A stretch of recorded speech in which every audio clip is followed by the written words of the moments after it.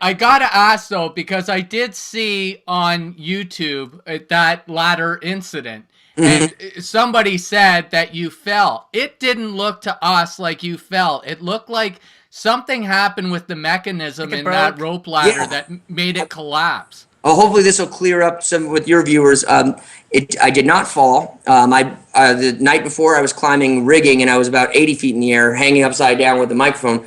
You know, I practice this stuff when we're setting up. I'll check everything out. And we were in Mexico City, and that ladder was, there's two of those metal runged ladders.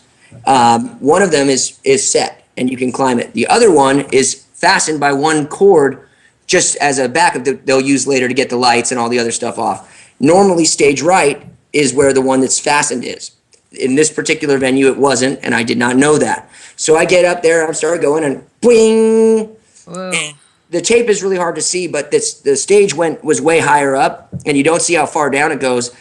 It was about, we've averaged it out to about 30 feet. Some people were saying 60, but I don't think I would have been fine.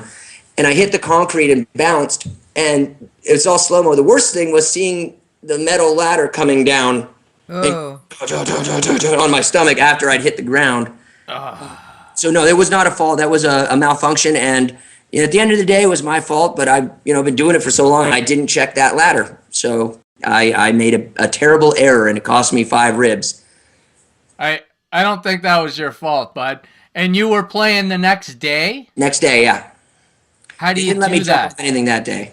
I've had bruised ribs. I haven't been able to breathe or move right for a month. How do you do that the next day with 5 cracked ribs? It's just mental. Fortunately, one of the best things about opera, having the diaphragm control, is you have enough power to get through it. I had them turn up my mic a little louder than usual, and I did some little tricks instead of singing full voice on certain things. You just get through it, and I drank some beer. I bet. Actually, medication, like a keg. It was the only time I drank hard liquor before a show. Those next few shows, I was powering some tequila just to kind of numb me down a little bit. Because in Mexico, ironically enough, my ribs had fused together from the swelling. So in the X-ray, this crappy hospital, they forgot me in the X-ray room after it was all dark, and they left me for like an hour and a half. Fortunately, I'd rigged my morphine dripper where I could give it to myself. That was a good thing.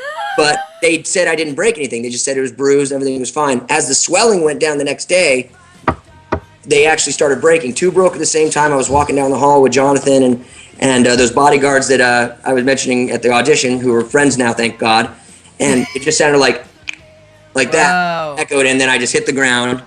And during the show, 5 ended up breaking. They were already broken, but they separated.